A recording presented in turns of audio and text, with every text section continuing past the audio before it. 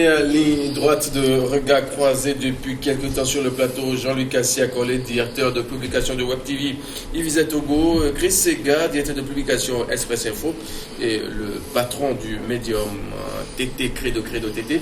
Dernier sujet de ce grand rendez-vous de ce soir. Togo, la coalition de l'opposition en meeting les 19 et 20 janvier prochains. Credo, pourquoi un meeting avant les manifestations annoncées pour le 26? Non, je crois que la coalition est à bout de souffle aujourd'hui. Donc la coalition voudrait s'investir dans une stratégie de remobilisation de ses militants, parce qu'avec tout ce qui s'est passé, avec les promesses démagogiques qui n'ont pas été tenues, avec les séries de mensonges, pour ne pas dire économie de la vérité de la part des responsables de la coalition, et toutes les contradictions que nous avons vues au sein de la coalition, et surtout les promesses d'empêchement par tous les moyens du processus électoral qui s'est conclu le 20 décembre. Donc aujourd'hui, la coalition a perdu les plumes et la coalition doit passer et doit reculer, parce que moi, je conçois cela comme un recul, parce qu'il faudrait maintenant remobiliser les militants, aller encore faire la cour à ces militants qui ne sont pas assimilables au peuple togolais. Donc en termes de stratégie, je vois que la coalition a nettement régressé et je ne vois même pas le message qu'ils puissent encore servir à leurs militants. Est-ce qu'ils vont, en tant que leader, continuer toujours dans la ligne des promesses démagogiques, parce que il nous en souvient, ça fait à peine une semaine, donc ils nous avaient promis une marche assez gigantesque, mais sur le 12 dernier, et avec des alibis, des subterfuges, donc ils nous ont dit qu'ils ont reporté cela au 26. Maintenant, s'ils sont sûrs de leur public, de leurs militants, donc je me dis, mais est-ce qu'ils ne pouvaient pas faire économie de ces meetings? Mais je vois que en tant que acteurs politiques, ils veulent encore galvaniser les foules, parce que aujourd'hui, il faut le dire, il faut avoir le courage de le dire, la C14 est dans une situation assez inconfortable. Assez collé. Non, quand j'entends Credo, j'ai comme l'impression qu'il est dans la cuisine de la C14 et qu'il est au parfum des informations. Non, je pense qu'il dit des contre-vérités. Credo dit des contre-vérités, franchement. Parce que aujourd'hui, la C14 n'est pas affaiblie. Quand par exemple, Credo me dit que la C14 veut remobiliser, je dis non, les Togolais sont déjà debout. Les Togolais sont mobilisés. La C14, à travers ces meetings, veut tout simplement essayer d'expliquer à la population la nouvelle phase ou la nouvelle étape de la lutte où elle est arrivée. Et vous savez, la C14 l'avait annoncé entre-temps qu'il s'agira maintenant d'une nouvelle phase de la lutte où ce sera une action citoyenne. Et donc aujourd'hui, la C14 est dans la logique d'expliquer à la population ce qu'elle a envie de faire, ce que elle veut faire comme action, et donc elle a besoin de l'assentiment, de la bénédiction de cette population-là qui est en train de l'accompagner. Et quand on dit par exemple que la C14 a promis empêcher les élections et qu'elle n'en est pas été capable, vous savez, nous sommes sur un terrain politique, hein. La C14 a essayé tout simplement de dribbler le pouvoir, puisque le pouvoir a toujours fait croire que la C14 est dans la logique de la violence, la C14 est dans la logique des armes, la C14 veut prendre les armes pour renverser le pouvoir, et donc la C14 a démontré qu'elle n'a pas les armes. Mais en écoutant la coordonnatrice... Oui, elle a dit nous allons empêcher, par tous les moyens, c'est-à-dire légaux, ils ont précisé. Non, c'est pas après qu'ils ont ajouté légaux. Que ce soit par rapport ou après. Dans un contexte, dans un processus électoral. Mais comment est-ce que la C14 veut arrêter le processus? J'ai pas fini. Non, mais je sais. Non, mais sur ce point, mais on ne va pas permettre des comptes vérifiés. Non, laisse-moi terminer. Souffrez à ce que assez collé. Non, je ne vais pas prendre la peine de souffrir, mais je le laisse continuer. Alors, donc, la C14 a essayé de démontrer qu'elle n'est pas dans la logique de la violence. Et quand elle dit qu'elle allait empêcher les élections, en réalité, la C14 comptait sur la population pour que la population puisse empêcher ces élections frauduleuses, cette organisation-là qui est en train de se faire, ce coup de force qui est en train de se faire. Voilà. Mais le régime de M. Faure Gnassingbé a compris que le peuple togolais était sur le point d'empêcher ces élections-là. Alors, qu'est-ce qu'on a fait rapidement? On a sorti les chars, on a sorti les militaires, on est allé même rappeler les anciens combattants pour reprendre les armes, et on a essayé d'étouffer cette population-là qui n'a pas pu faire ce qu'elle avait envie de faire. Et déjà, à la veille de ces élections, on a vu ce qui s'est passé à Togblekopé, où 2 jeunes ont trouvé la mort. Et donc, je crois que c'était une façon d'intimider la population togolaise. Et après, on recule.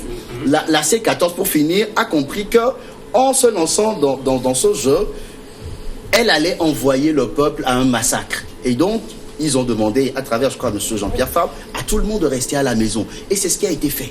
Voilà. Chris Sega, oui. Votre version des faits, c'est 14, on dit la coalition de l'opposition, meeting les 19 et 20 prochains, avant les grandes manifestations annoncées sur le 26. Bon, de toute façon, lorsque M.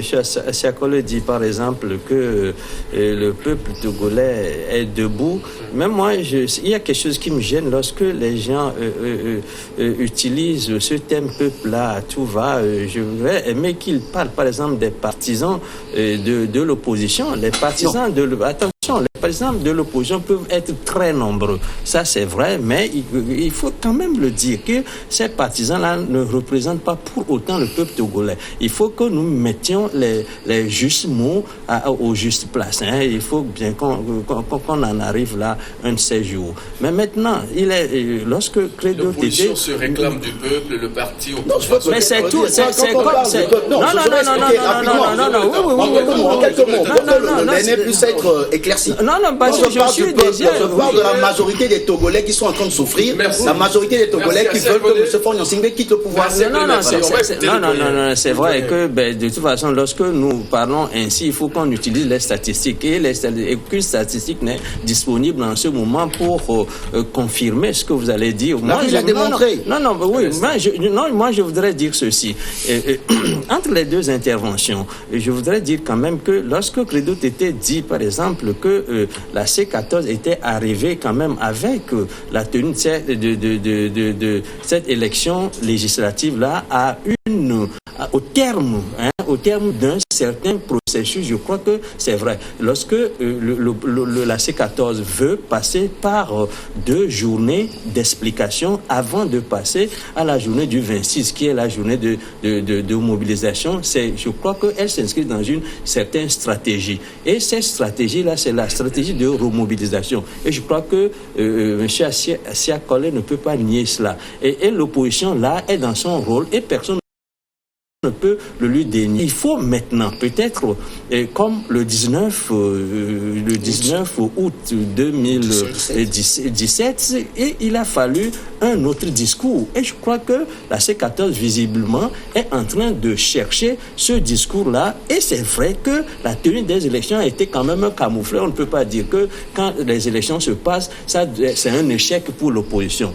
Le pouvoir est dans son rôle, comme l'opposition est dans le sien. Vous voyez. Mais la vérité, c'est qu'aujourd'hui, l'opposition s'est retrouvée quand même avec la tenue de cette élection, parce que il est vrai que l'opposition, par la voix de la présidente de la C14, avait dit clairement que les élections n'auront pas lieu. Et en partie ce moment-là, le pouvoir a mis de son côté tous les moyens pour que les moyens légaux pour que la population soit protégée.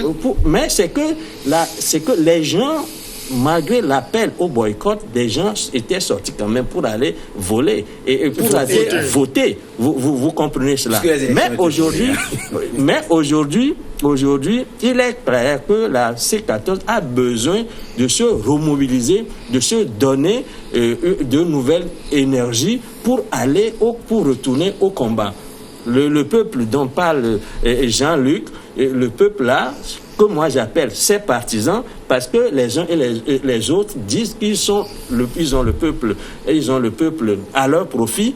Et moi, j'appelle que les uns les autres ont des partisans et c'est l'ensemble de ces partisans-là qui forment le peuple. Maintenant, il faut qu'un jour, on nous dise dans quelle mesure les partisans de l'opposition sont plus nombreux que les partisans du pouvoir en place. Merci. Pour le général Yark qui, à la fin de chaque marche, manifestation, enfin, tous les soirs, essaie de dresser le bilan. On a eu à écouter, peut-être à Kpalimé, 500 personnes ont démarré à la chute, on n'a que 150. Des fois, on se retrouve 5 personnes à la destination. Finalement, on se demande ce qui n'a pas marché. Credo Tété, quels seraient peut-être les grands thèmes à aborder au cours de ces meetings-là? Non, je crois que la C14 aujourd'hui n'a même plus de thématique à développer parce que ils se sont tellement illustrés dans la provocation, dans un radicalisme assez aveugle. Donc ils ont vidé aujourd'hui leur vocabulaire, comme le disait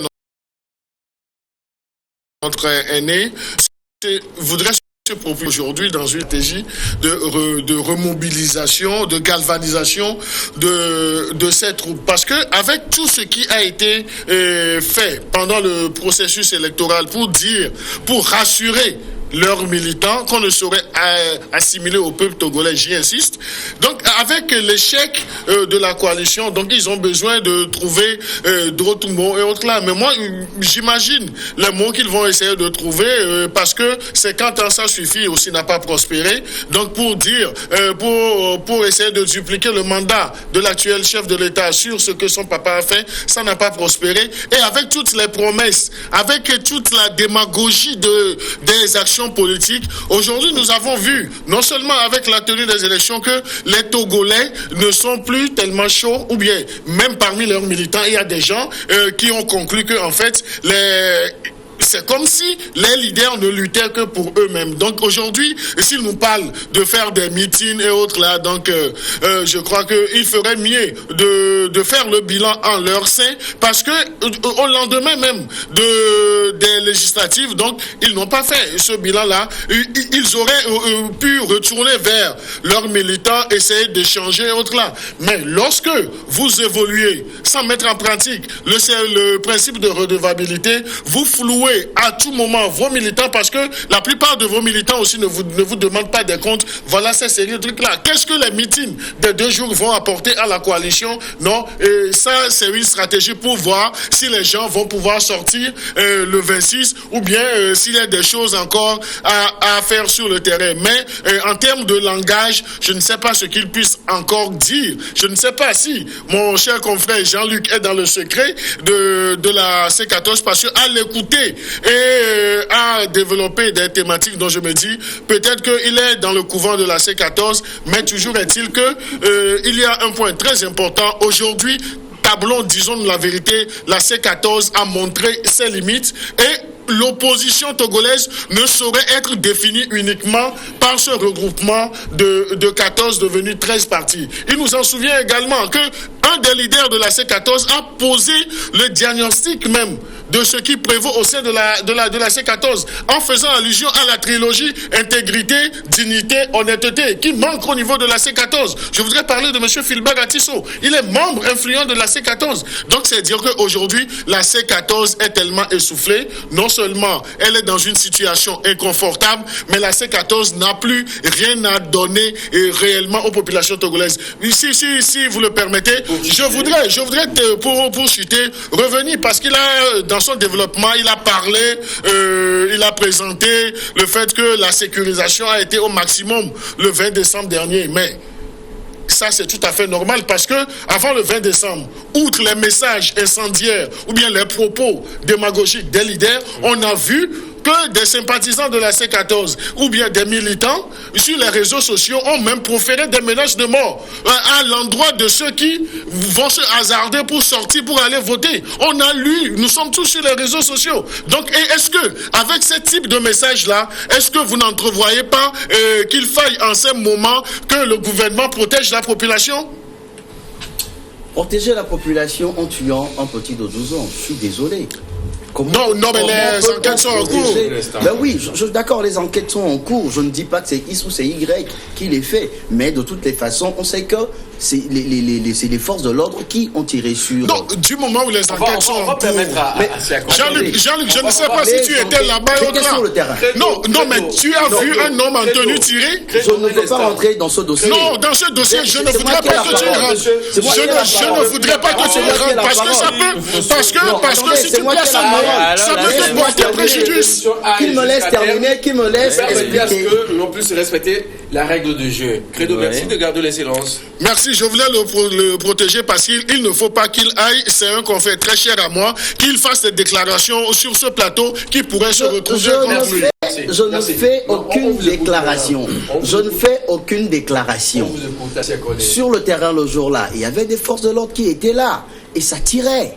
Vous n'allez pas me dire le contraire. Ce n'est pas des civils qui ont pris des armes pour aller tuer. C'est vrai qu'il y a une enquête aujourd'hui pour déterminer qui a tué les deux jeunes garçons. Je ne dis pas que c'est X ou c'est Y. De toutes les façons, il y avait des militaires, des gendarmes qui étaient sur le terrain. Et tout ça là, c'est les forces de l'ordre. Je suis désolé. Oui ou non? C'est les forces de l'ordre.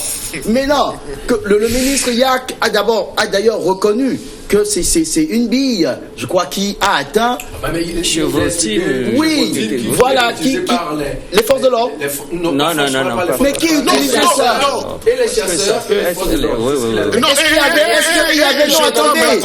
qu'il y avait, moi j'étais sur le terrain, est-ce qu'il y avait des chasseurs là le jour-là? Non, c'était les forces de l'ordre qui étaient là. Je ne dis pas que c'est X ou c'est Y. Bon, le débat n'est pas à ce niveau. Le débat n'est pas à ce niveau. C'est Credo qui a voulu Non, on veut avoir une idée un peu sur la date du 19 et 20 prochain. Est-ce que, Madame Adjamabo et ses amis vont se dire et puis programmer la marche du 26 janvier prochain parce qu'elle a eu à déclarer que l'alternance est au plus tard en 2020.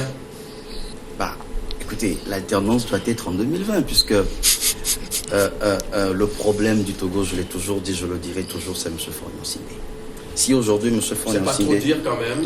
Non. Si aujourd'hui, non, c'est pas trop dire. Si aujourd'hui M. Faure Gnassingbé décidait de ne plus se présenter... Est-ce que l'opposition joue parfaitement son rôle comme ça se doit? Bon, je voudrais pas aujourd'hui me mettre... Je voudrais pas aujourd'hui me mettre dans la peau de cette opposition pour parler en leur place. Okay. Mais ce que je sais, c'est que c'est une opposition qui est en train de faire sa lutte au nom du peuple togolais pour l'alternance en 2020. Et si aujourd'hui la C14 annonce cette alternance-là pour 2020, je crois que cette alternance se fera de toutes les façons. Mais non, que ce soit, qu'on me dise qu'en interne, il y a des problèmes au niveau de la C14, ça tout le monde le sait. Il y a de petits problèmes. C'est un regroupement de 14 partis politiques, je suis désolé. Alors si aujourd'hui M. Fulbert Atisso, qui n'est pas sorti de la C14, qui y est resté, contrairement peut-être au MCD qui est sorti, mais M.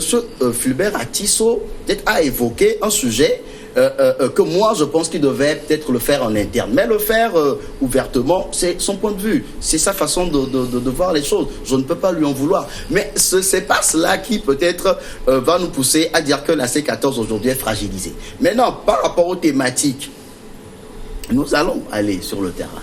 Et nous allons tous entendre ce que la C14 aura à dire à la population togolaise. Contrairement à mes deux confrères, je crois qu'il ne s'agit pas de question de remobilisation. Il s'agit d'expliquer à la population togolaise la nouvelle phase de la lutte dans laquelle la C14 veut rentrer. Parce que la C14, qu'on s'en souvienne, a annoncé qu'elle est maintenant à une nouvelle phase de la lutte. Et donc, à une nouvelle phase, peut-être qu'on ne se comprend pas sur les mots, à une nouvelle phase de la lutte, donc il faudrait expliquer à la population ce qu'on entend par nouvelle phase, ce qu'il faut faire, quels sont les moyens dont on aura à disposer et qu'est-ce qu'on entend par action citoyenne. Je crois que... je ne sais pas pourquoi le thème de remobilisation dérange Jean-Luc. Non, je voudrais dire ceci. Oui, merci.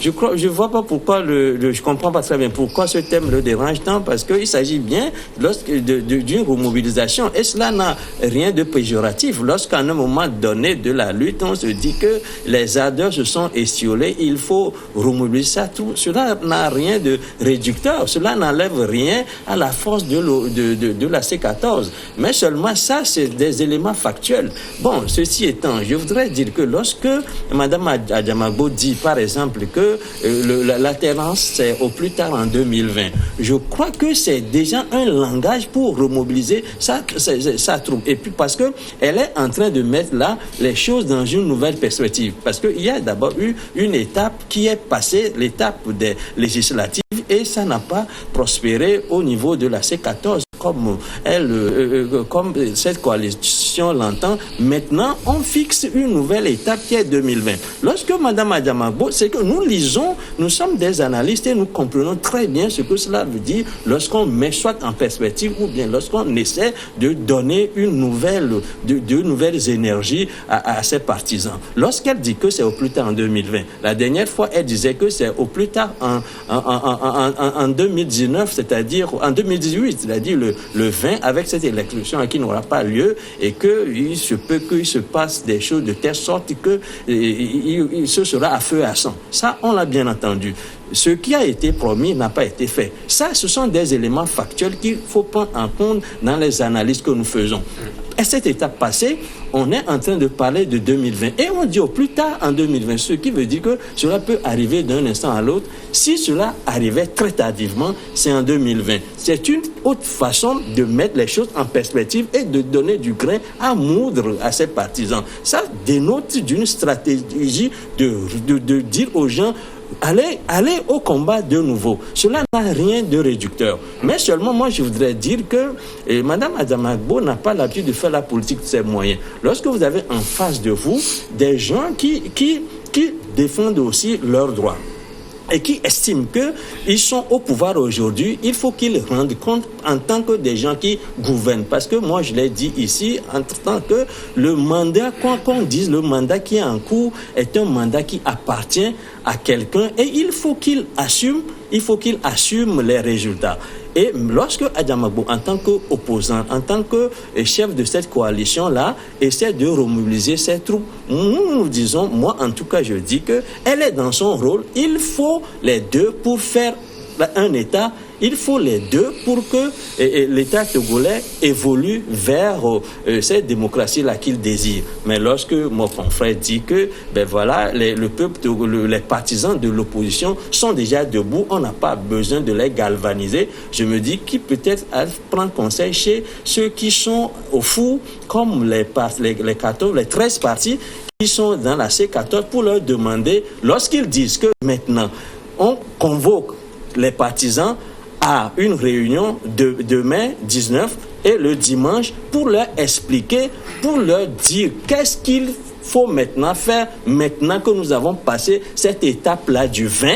Cela voudra dire qu'on s'est rendu compte qu'il y a quelque chose qui n'a pas marché tel qu'on l'espère. Et ça, c'est normal, monsieur Assia Colley.